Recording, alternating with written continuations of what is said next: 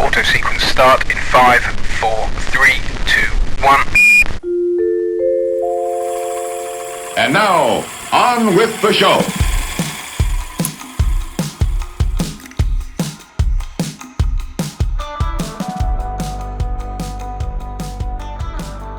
I'm Chip Leighton, and my happiness is laughing and also spending time with the family.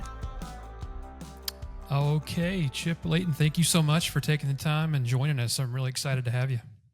Yeah, thank you for having me. I'm looking forward to the conversation. Absolutely. Now, you're the creator of The Leighton Show on social media, and you're the author of What Time is Noon. Is that correct? Yep. Yeah. I've got the What Time is Noon comes out November 12th. And I'm on social media at The Leighton Show doing teenager and marriage content. I'm a huge fan of the content. I think mostly because it's so relatable in families. And I think there must be something in the water that causes all teenagers to be embarrassed by us as parents, I think. Yeah, for sure. I mean, it's interesting because I started out just sharing like stories from my own family and funny text messages, and it turned into this community where people, send me all their crazy text messages and share their stories, and that's kind of what makes it really fun now. So it's apparently none of us are unique, I guess. That's right. We all suffer from the same element, that's for sure. Yeah. Did you start out just kind of noticing that your kids were saying these funny things and interactions with your wife, and did you start posting that first, or was that just something you guys had a joke about internally in the family? Yeah, well, I started using TikTok initially, kind of like late 2020, early 21, and I thought it was a really cool platform because you can anybody can just post something and reach thousands or even millions of people with no following if it's engaging. And so I was like, that's cool. And so my daughter and I were kind of using it, and I was like, I'm going to start posting stuff, see if I could post anything funny. And it took a while. I mean, literally after 6 months, I had like 17 followers. All the early stuff I did was really dumb, but eventually the first thing I did that went viral was a marriage post. And then a couple of weeks later, a teenager text message one went viral, and I kind of kept happening. I kept building from there. And so it kind of, I didn't really have a plan at the beginning. This whole thing kind of evolved that way, which is kind of cool. Yeah. Were you surprised how many people contacted you and said, "Oh, that sounds like my family"? I mean, was that kind of shocking to you? Yeah, for sure. And it happened kind of over time as I sort of got to be known for these things. But the comment sections of my posts are usually really funny because people share their own stories, and it's like, oh my gosh, what's going on? Because it's true, because if you have kids, you only have your own kids, and you're like, you wonder sometimes, like, is this normal or whatever? Like, am I doing a bad job as a parent? And I love it when I get comments like, I guess my kid's normal and I'm a decent parent. I thought I was like the worst parent in the world, but this is like totally normal. And it is. The teenage years are they're funny and different. And I remember being a teenager, I'd be in the exact same way. I was like horrified by my parents, and so. What is that? I mean, I think, kids, it seems like they like to think they've got it all, life all figured out. But then when you get a question like, what time is noon? I mean, kind of right. brings it back to base camp there. Yeah, I mean, the brain's still developing, right? And so you're not an adult yet, and so it is all normal. I think, well, most of it's normal. There are a few doozies in there, but yeah, I don't call them like necessarily dumb questions, because in most cases it's like, well, if something's never been explained to you, then you wouldn't know it. So like if you've never been asked to do the laundry, you might have some dumb questions about it. Or if you've never if you've never had to mail a letter, you're going to have some crazy questions. And a lot of the content comes from that sort of stuff. Yeah, that's true. There's no real dumb question if you've not experienced it yet. Right. Yeah. Do you think we're kind of, I think I heard it once where kids that come out of high school, even going into college, I mean, some of these life skills that we learned in high school and, balancing your checkbook, taking basic accounting, I think sometimes they are missing out on that. And they kind of come out of high school with, okay, how do I wash a load of clothes, or how do I change my oil, or, just these basic life skills, I think that we may be failing them on, I guess, as society. I think there's probably something to that, right? And some of these life skills are maybe not as essential as they used to be or whatever. But I think my take generally is, it was probably more important to learn those at home, like when we were younger. But today, like, if my son's got some question about how to do laundry or something else, like they can Google it or YouTube it like very easily and figure it out. Like I don't, that's not the stuff I worry about. Like I wouldn't, as a parent, like my advice to people is I wouldn't sweat like all the little practical stuff. If you want to teach it, that's great, but they're going to figure that out on their own. I would focus more on the stuff that they can't learn from Google, which is like, how to be a good person and, their character and that sort of stuff. And the little stuff will come along. Plus, kids are so much more connected now through texting to their parents. Like it used to be like when I went off to college, it was like, okay, like maybe once a week I would, go to the payphone down the hall and call my parents and that was it. But, now you can like text while you're doing a load of laundry and be like, hey, how do I get my clothes out of the washing machine? Do I just reach in there with my hands? Yeah, so, which was an actual text. it's it's instant. They get the answers instantly, which is it's a different than when we were kids. Like, yeah, you were not able to go on a search engine or YouTube and find a video that explains it perfectly. Yeah. Do you think that brings us as parents closer together, our kids, that, we're able to do that? We're able to connect more and just have these little conversations back and forth.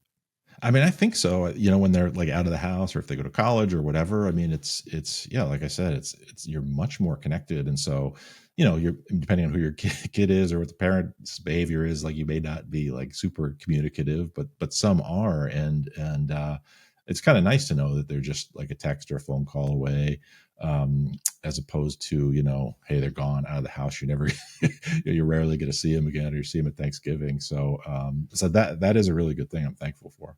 Yeah, absolutely. I think it's a great thing. It does kind of connect everybody together, which is nice. Yeah. Now, did your family, what did they first think when you started doing this? Were they kind of gun shy about 1 million plus people seeing conversations? Yeah. I mean, they're not quite as impressed with me as like the average, viewer is. They mostly kind of shake their head. But I mean, for a while, my daughter was like, "Oh, I'm responsible for like 80% of your content or whatever." Which maybe early on there was something to that, but the dynamic now is like, because I mostly share stuff that other people give to me. Like both my kids are like, all my friends think like these are all my text messages or whatever. You have to make it clear that these are mine. Like there was one about like this girl wanted her mom to take down this social media post. She was like, take down that marching band post now. And my daughter said like one of her friends was like, I didn't even know you did marching band. Like that's not me. They're not all from me. So I get a little bit of that feedback, but my daughter will call me different things. Like she calls me the unemployed middle-aged TikToker, which is, I'm not disputing the facts, but I don't put that in my bio. It's a little more sophisticated than that, right, for sure. Yeah. Do you have a library of past texts that you kind of, or are they mostly fresh, like right off the cuff when it happens? Do you post it? It's a little bit, excuse me, a little bit of a combination. I mean, I kind of have a, so I guess library would be a decent word for it, but I sort of collect stuff and think about how it could fit together. And some of it's like the text message stuff, which is kind of obvious, and I'll sort of sit with stuff until it sort of comes together into a post that I really, really like. And then I have a bunch of other like ideas I do like different series, like things I've apologized to my wife for, and like things I don't recommend if you have teenagers. And so I'll have a running list of those, and I'll kind of, something might seem funny right away, and then you sit with it and you're like, oh, that's pretty stupid. And so it does help. I mean, I always sort of wish I could be like, whatever, a month ahead in my content where I have it all created. I could just sit with it for a few weeks and then look at it and be like, oh yeah, I don't want to post that or whatever. So it's a little bit in between, depends kind of how busy I get or whatever. But it's nice to have some of these like sort of series that I can go back to, like text messages or apologies. So it's like, I don't have to completely come up with a totally new concept, every week or whatever. Right. I think those series are really popular. I mean, because it kind of takes the content and kind of packages it in a different way, I guess, which keeps it interesting. Yeah. And I try to be careful, especially with the text message ones, because I'm probably most known for that. And it's like, I've been doing those for like 3 years, right? And if I think about the other stuff that I see on Instagram or TikTok or whatever, like any kind of trend or series, it's like it usually goes away after a certain period of time because it gets like overdone, and it's like, all right, those were really funny at first and then they're not. And so I'm extremely careful to like just be super, super selective and not do too much of it so that I don't lose that energy. And I think it's working because like I said, 3 years in, people are still very into that content. And but I try to be really careful. I probably post like roughly one a week of the teenage text messages. I mean, I could easily post every day. I have plenty to do, but they would sort of be like, okay, kind of funny. But I try to make it like one that's like really funny. So people are like, oh, when I see you in my feed, I know it's going to be good. That's what I'm trying to do. You know? That's great. It kind of keeps you engaging with the audience. I mean, there definitely is a strategy to that.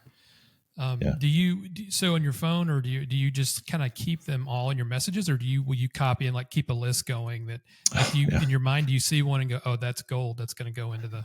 Yeah, I've gone through different like organizational things. I mean, what I basically do is I take a screenshot of something that if I want to come back to it and use it. And so like our photo, like we're on Apple devices. And so like our shared photos are like, 90% of these stupid screenshots. It drives my wife crazy. but then I go maybe every 3 weeks or something, I go through all my screenshots and I kind of put them in some different files for like, oh, I think these could work in posts, or I think this could work in my book, or I think this could work in, I do some live performance too. So I do some like sorting of stuff like that. So it started out as very informal, but I've kind of developed more and more systems as the content's, gotten bigger. But wow, that's great. Is your live performance based on the same content? Yeah. It's I kind of call it like, I don't call it like pure stand up. It's kind of like a hybrid of like some stand up and then some like if I'm in the venue where it works, I use a screen behind me where I like I do like show text messages with like visual backgrounds behind them for part of it. Part of it I'm just talking. I do stuff from my apology series in it, like things I apologize to my wife for or whatever. So because some of it translates quite well to a live venue, but it's good. I'm still kind of working that out and sort of figuring where to go with that. But that's been fun too.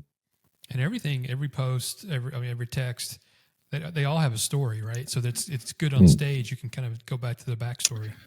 Yeah. I mean, it's yeah, and I mean, especially the teenage stuff. Teenagers are just funny, right? So it's like I often say, like, I'm not funny enough to. At one point, my daughter's like, oh, I was like, you haven't given me much content lately. She's like, just start making it up. I'm like, I'm not funny enough to make it out. Like, there's something that's so genuine about like the teenager stuff that like it's just really good. And so part of those live performances, I'm literally just reading text messages, and it's like it goes really well because they're funny.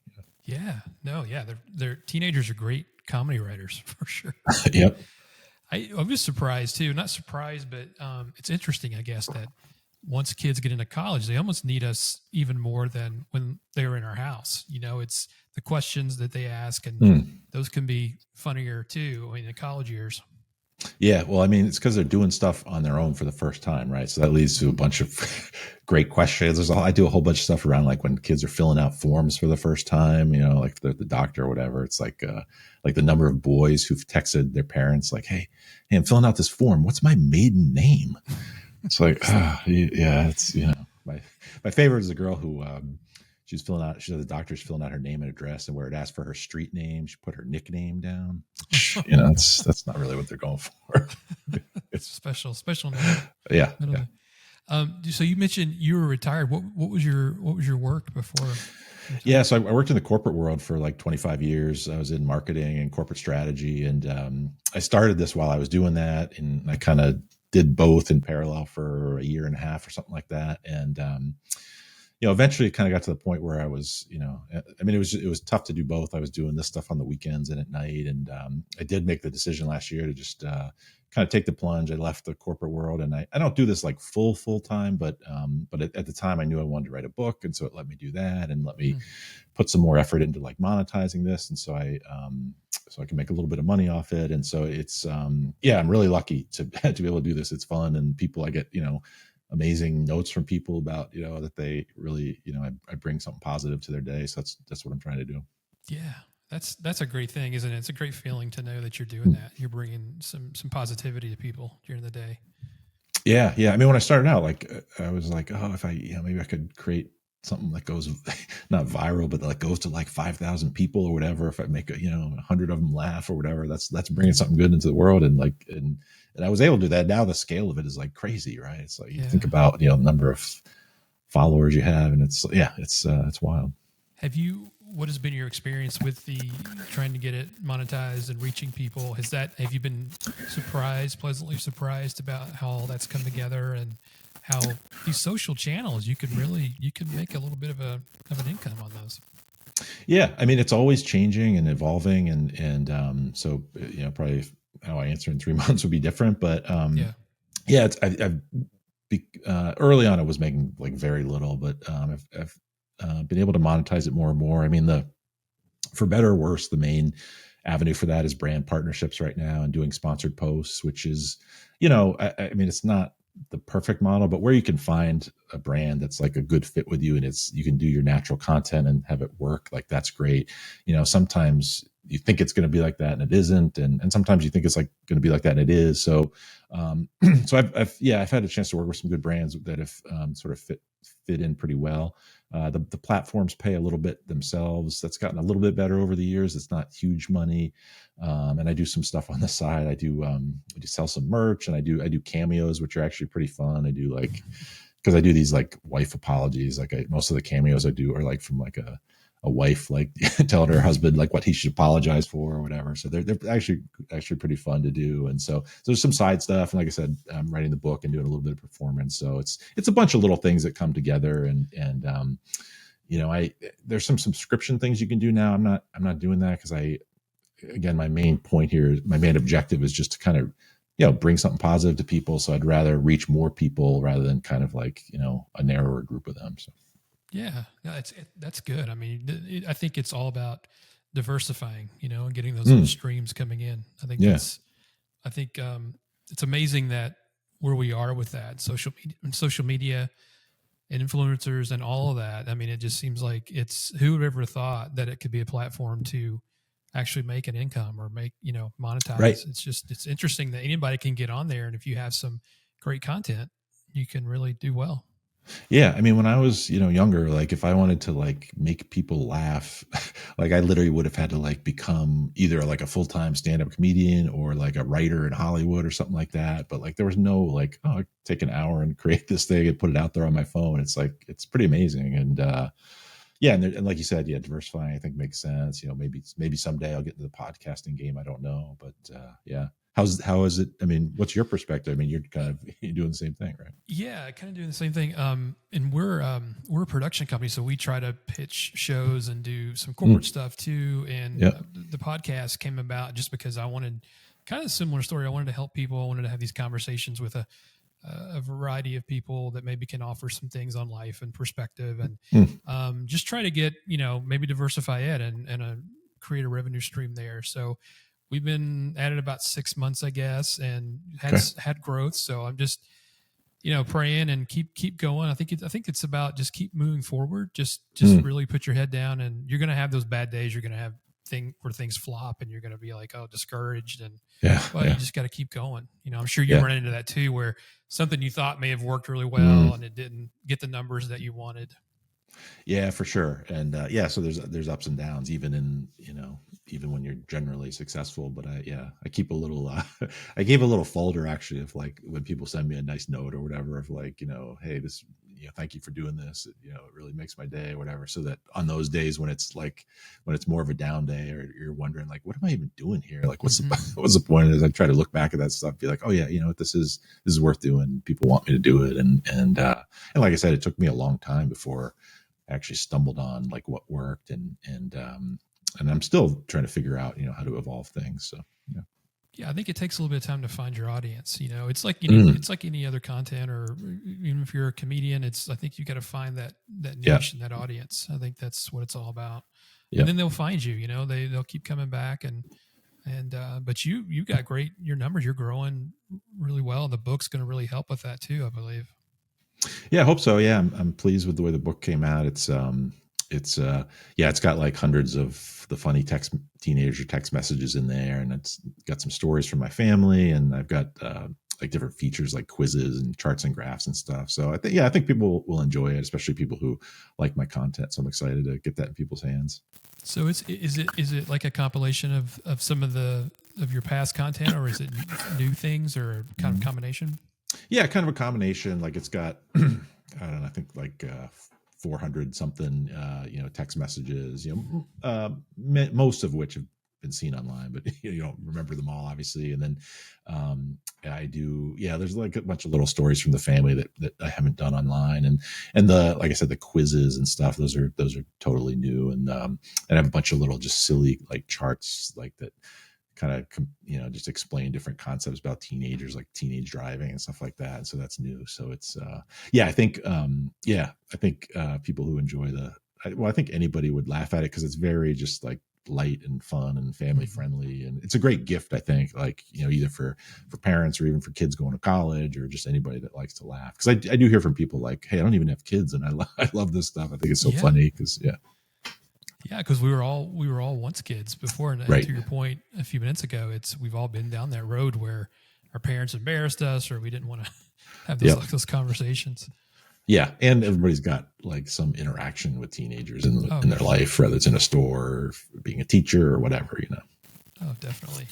Now, going back to your days in marketing, did any of those strategies play into how you manage your social media accounts and kind of what you're planning to post? And yeah, I mean, hopefully, I think I think all of your experiences kind of go into making you who you are, and so I think. And I also think beyond marketing, just like when it comes to the monetization, you're negotiating with a lot of different companies and brands, and I think just having like a business maturity and experience helps with that. Because I think a lot of times, these brands are partnering with like 21-year-old kids basically, and so I'm probably a little bit of a refreshing partner for agencies or corporate brands, just because I've been on the other side of the table, so I think it helps me definitely in that. I think I'm pretty good at marketing, so it does. I think that helps. It's a little tough to kind of be objective about yourself, right? Because you can never really see yourself the way other people do. And I think there's plenty of branding that I haven't done that I could do. I mean, I think the basic deal is like people, like if you said my name to someone on the street, like they wouldn't know what my name is or what the name of my account is. But if you were like, hey, that guy who does those teenage text messages, or you showed my face, they'd be like, oh, I know that guy. I've seen that guy's stuff. So it's like, there's definitely a marketing and branding opportunity for me, right? I'm not like, I don't have like a moniker that's really memorable or whatever. So there's stuff I want to explore over time. But. Did they usually find you, or do you reach out to some brands to try to get deals? Right now, they've been finding me exclusively. Some people use an agency that'll do a lot of outreach on your behalf. I've chosen not to go down that road just because I don't want to do a ton of it. And I think I've had enough coming in that's been high quality that it's about right. And so I don't have to pay an agency a percentage. And also, I think when you go with an agency, they also they're going to push you to do more stuff, right? And I don't know. I've always just been trying to be cognizant of. I heard some advice from Gary V. I don't know if you follow him at all, or whatever, but he talked about his journey, and he's like the first year and a half or whatever. Like I never asked anybody for anything. I just tried to get provide content and never and so I'm always thoughtful about that, and just I don't want to clog people's feed with a bunch of ads. Doing some of them, especially ones that fit with your content, is fine and good, and you need to do that. But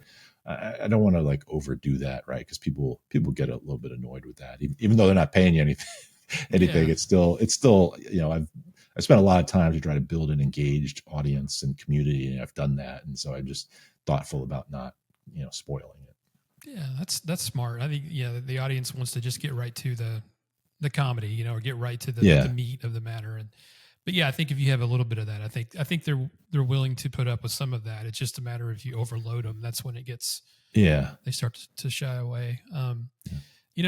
With what you're doing, I think it has such a bigger impact on people. I think it's funny and it gives people a laugh every day, but I think it's like it brings people together because I think it's something that we can all kind of connect on. I mean, like you said, we've all dealt with teenagers or had interactions with teenagers. Do you think today we're too focused on what makes us different and division? Do you think this is your way of being able to say, hey, let's find some things in common that we have and try to connect? Yeah, no, 100%. I mean, yeah, that's kind of a core belief of mine is like we spend so much time talking about the stuff that makes us different. And it's like, and I think my content is a great example of like, there's so much in common. Like, like teenagers have all this crazy stuff in common. And so yeah, I'm really careful. Like I don't go anywhere near politics, like within like a million miles of it. Because I don't want people divided, and the slightest thing you do now could be interpreted that way. And so, yeah, I'm all about just trying to like bring people together. And I know because I have a broad audience, and I see a little bit from profile pictures or other comments. Like I know it's from different parts of the political and demographic spectrum, and I'm proud of that, and so I'm not someone who's trying to use my platform to, do some kind of social advocacy or get something across. I really am just trying to like, get people to laugh together. And yeah, I sometimes I give the example of like in real life, I like to do a lot of fishing. I do like kayak fishing, and I often run into other guys like on the river, and we'll talk about like, hey, would you see today? See any bait in the water or whatever? And it's like, I'm quite sure that at least, half of those people have like very different political views than I do. Right. And like, if I started that conversation by saying like, hey, did you see the debate, last night or whatever? It's like, we wouldn't have had a good conversation in many cases, but like, someone who has very different views about life and experiences, if we're just talking about like something we have in common, that's just a much better way to spend time with people, I think. Oh yeah, I think growing up, I can't even remember. Like it was just unheard of that would be like one of the first questions. Like, oh, who do you like in the race? It's like nobody really even knew where you stood politically, and if it came Right. up, it was kind of like still that taboo where you just certain things you don't talk about because it's kind of a private thing. But there's so many more things that we have in common that make us alike as humans than there are different. Yeah, no, I'm right there. Does what does your family think now? Like if you guys go on an outing, do they say, "Oh, it's more content for dad," or can they let their guard down and just have fun, or do they think you're always taking notes? Well, I am always taking notes. That's true. Like they'll sometimes be like, not everything is content, Right. whatever. But yeah, it's always funny if someone like recognizes me, because that's like, you get like huge eye rolls from the family then, or like my wife will be, someone will be like, oh, talking to my wife, oh, he must be so funny around the house or whatever. She's like, yeah, we're rolling in the aisles here. It's great. Yeah, he's funny. Right. Yeah. Does she, how did she first react to some of the, wait a minute, you were talking about your relationship, but did she kind of hesitate? She's got a great sense of humor, so she likes it actually. And as my stuff's evolved, it's funny, more toward the teenager stuff. She's like, oh, you haven't done a wife apology thing in a while. You should do that. And of course I did one like 2 weeks after she said that. And she was like, well, what prompted you to post this? I'm like, all right, whatever. But no, she's good. I mean, like the kids, she's not, overly impressed, but no, she's she's a great, she's a great partner. We've married 25 years, happily married 25 years, which I try to point out because I do, content around marriage stuff. But my point of view with everything is like, whether it's marriage advice or kids, like you gotta laugh at the little stuff, right? Otherwise, like I was at a wedding recently, and the person who was doing the wedding was like, told the bride and groom, like, make sure the little things don't become the big things. And I was like, oh, that's brilliant. That's like what I'm trying to do. Like if someone's, the way someone chews their, cereal or whatever, like drives you crazy. Like if you laugh at that, it takes some of the power away from it. But if you if you don't laugh and you let it get to you, then suddenly those little things become big things, and it gets, it's a bad dynamic. So, Yeah, I mean, there's some things you pick your battles, I guess, when you're married. Oh yeah. So my best advice I heard on marriage was like, I had a friend who used to say, would you rather be right or would you rather be happy? Now, unfortunately for me, I'd rather be right, so that's part of my problem. But you get in trouble. Yeah. No, that's the dynamic of being able to laugh at each other. I think that's huge, because if you can laugh at those small things, I think when the big things come up, which they will, it's a lot easier to get through that, and you kind of help each other along. It's an interesting dynamic when you're married. When one person's down, the other one kind of has to bring them up and be strong for both, and comedy can really help out in that avenue. Yeah, for sure. I mean, even like in corporate life, like you were asking about that before, but like the company I worked for, actually, humor was like one of the core values because humor just got a way of like reducing stress and like just letting people kind of like see things in a new perspective and just taking some of the tension out of the room. And so that definitely goes that lesson's true with marriage and family and that sort of thing. So Yeah, and all things will pass. All things mm, will work out eventually. It's just a matter of getting through them and knowing that in the moment that this may not be as huge as you think it is right away. It could be scary mm. and daunting, but if you can find some humor in it, I think that's always a good thing. It always helps out. Yep. That's what I'm going for. Did you ever think when you first started this that you would have enough material for a book one day? Did that ever cross your mind? No, that was actually at the beginning. That was never one of the things I was thinking about, and uh, yeah, I mean, I had much more humble kind of thoughts about what this would become. I think when it started to pick up, and I was had like the third viral post in a row go, I was like, all right, there's something here because I also knew that just the way people are consuming media is totally changing, right? And it's like we're not in the this just the sitcom era. I mean, there's great sitcoms still, but like Mm-hmm. people are finding entertainment in different ways, and there are new ways to kind of deliver it. And so I always felt like this, once that started to take hold, I felt like, okay, this could lead to some bigger things, but I didn't really know what they would be. And all along I've tried to kind of just go one step at a time and sort of figure out what makes sense. And once I've want to go after something, I try to do a great job with it. So once decided, okay, the book's something I'm going to do, I tried to make sure it was, the best thing I could write. And so we'll find out soon if other people Yeah, agree or no, not. Yeah. it's yeah, the early signs are it's going to do Yeah. great. I mean, it's seen on your account. So, I'm always interested in that going viral. Do you the dynamics behind that? Did you find that it was mainly word of mouth and people sharing, or did you really focus on like keywords, or could you determine when it went viral and how?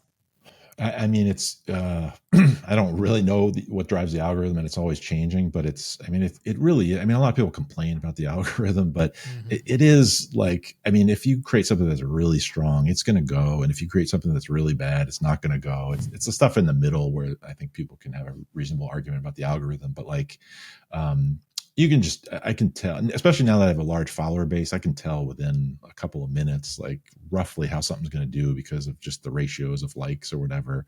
But yeah, early on, like when the first few times it was going viral, it was like crazy, especially on TikTok. Cause I think TikTok used to be like really viral when something went like the biggest post I ever had. I still remember. I don't think anything has approached like the immediate kind of virality of that. I've had stuff that's gone over time to more people, but like I did this one about marriage where it was this thing where I said something stupid to my wife, and then it flashed to like my fake funeral or whatever, and it was just like it was like at the time it was the biggest thing I ever done, and it was I posted it at like 10 at night or something, and like I woke up really early that day. I woke up at like 4 in the morning, and it was like going crazy at like Mm. 4 in the morning. There's all these comments flooding in. People are like, "Oh, I'm getting ready for work here, and I'm dying or whatever." And it was like, so it is crazy when stuff goes to like large numbers of people. That it's like it almost doesn't seem real, because it's Yeah. like that's why I've enjoyed like I do enjoy like if someone says something to me in real life or if when I've done some live performances, because then it's like, oh, this is real. This isn't just like my imagination or a simulation. Like I am actually reaching real people, which Yeah. is yeah, good. You see them fill an auditorium and okay, they're real people Yeah, here. yeah, right. I guess the viral thing, it's kind of like, I guess it resonates with people. It's like when you find something that can really resonate with someone, I guess that's when it turns Yeah. viral. Well, yeah, and that's so I mentioned like the stuff I did. Yeah, I realized I didn't really answer your question, but the stuff I did early on that didn't work, I was kind of going for like weird rather than relatable. And Mm. so when I started to get more successful was when I did relatable stuff. And when you do relatable stuff, people share it, and that is a big part of what I think drives mine is like a large percentage of people sharing. I have tons of wives who are like, "Oh, I send your husband all my posts," or we have this moms group, and we're always sharing your posts around. And so Mm. that's definitely that shareability is what is a big piece of it, right? I mean, it's got to be engaging and funny, and people like it, but when people share it, then it really takes off. And so I have a lot of people like on Instagram share posts to their story, and that obviously there's a knock on effect there. So And it's also evergreen too. So if people find it a post like 2 years from now, it can still be funny because it's timeless, you know? I think so. I mean, that's certainly the hope.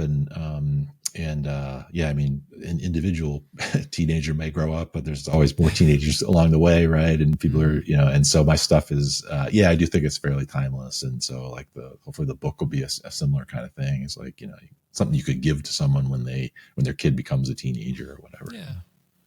Do you hear from teenagers that say, "Oh, I've said that to my parents," or "I've asked that question"?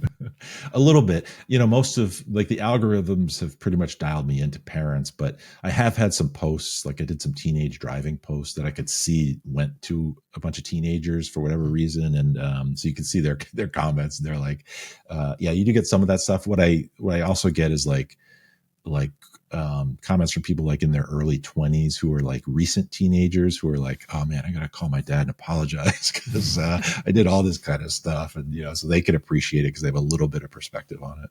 So you're bringing people together, parents, trying to do it. What are your thoughts for the future? Are you going to another book, maybe just keep that going, or more social media content? Maybe, yeah. I mean, like I said, I take stuff kind of one step at a time, and I'm not sure. But if the first book does well, I'd love to write some more in the future. I'd love to do more of the live performance stuff. I'm starting to do some different types of speaking and performance engagements. I'm doing like a couple of weeks. I'm doing like a parents' weekend performance at a college, and so like I feel like that could be a really good audience and venue for me to do more of that kind of stuff. And there could be, and I mean, I want to obviously keep the social media piece alive, and I don't know, I got some bigger, more kind of swing for the fence thoughts around like, hey, what would this look like if it was on TV and that sort of stuff. And so we'll kind of see. I mean, very, very lucky, as I said, to be able to spend time on this, and it's been fun. Yeah. Oh yeah, most definitely. It's I think you found such a unique niche, but it was kind of right there. People just need to know that, oh, there's more parents like us. It kind of brings that camaraderie, like we're not in this alone. So right, yeah. What would be your advice? Go ahead. I'm sorry, go ahead. Well, I was gonna say, like, that's kind of the key. That's kind of like the core of humor, really, right? It's like something that's unexpected, but it's also like familiar, right? So it's like right? It's like, oh, it's funny because I didn't expect you to say that or whatever, but it's like, oh, that's so true. That's just like my family, and so it's that combination that makes a great teenage text message or other piece of content. Yeah. And I think I've even read something where maybe somebody said to you, "Are you reading my text, or are you reading?" It's like the same all the time. Yeah, how did you steal my phone? Or I thought, I must have been texting you instead of my husband or whatever. So it's exactly. What would be your advice for parents, maybe going through those teenage years and those early college years? What would you say to them if they're struggling? Yeah, I mean, I'd say, just like any age, nothing lasts forever. You might have said this earlier, but like, whether it's a good phase or a bad phase, it's not going to last. It's always going to change. And so if it's a bad phase, know that, as I've said before, like it's kind of obvious, but laughter is like probably my biggest piece of advice, just to kind of keep things in perspective. And it's all natural. Like I mean, I don't know, everybody probably remembers their own teenage years differently, but I remember mine. I was exactly the same way. And so I often think back to that. Like, I think I turned out okay. Right. Even though I was kind of an idiot when I was in my teens. I think we all were. Yeah, exactly. And you're supposed to be. And so try to laugh, keep it in perspective. Don't breathe too loud would be my other advice, because that gets on their nerves. But and also like what I said before, of like, I wouldn't sweat it too much if they don't learn all the little practical stuff. Like, they'll get that eventually. Like, I promise you, they'll figure out how to do laundry or mail a letter or whatever they need to. I wouldn't worry. And either, in that too, not to sound bad about it, but either the easy way or the hard way, they're going to learn that. We've all been down that road and it builds character. Well, it's better to learn the hard way sometimes, right? That's what those are the lessons you really remember, I found. Oh, yeah. So, yeah. One of my other favorites was when you didn't announce to your wife that you were going upstairs, going to bed. Yes, yeah, that's my it's on my wife apology list. I didn't when you're married, you're supposed to announce when you're going upstairs for the night. So my solution is I've worked up a one man version of that scene from Sound of Music, where the kids do a big number on their bed, on their way to bed. So everybody knows there's no question. Yeah, there is no ambiguity. Chip, thank you so much, my friend. I've had a great conversation with you. It's been great. You're so funny. I hope the book does really well. Where can people order the book? How can they find you? Yeah, sure. So it's all my accounts, which are TikTok, Instagram, and Facebook, are The Leighton Show, and it's LEIGHTON. You can also go to theleighton.show.com, and the book's called What Time Is Noon, and it's available on Amazon or anywhere else you would buy books, and you can get links on my social media pages or my website. So. All right. Thank you so much, and let's all try not to breathe too loud. Exactly. All right. Thanks. I enjoyed it. Happiness Sold Separately is created and hosted by Jason Hensley and is produced by Makash Films. Music by Soundstripe. Narration by Lauren Gobis. If you or someone you know is in crisis and needs immediate help, call the National Mental Health Hotline at 866-903-3787. We would be honored if you would rate, share, and subscribe. From the entire Happiness Sold Separately team, thank you for listening.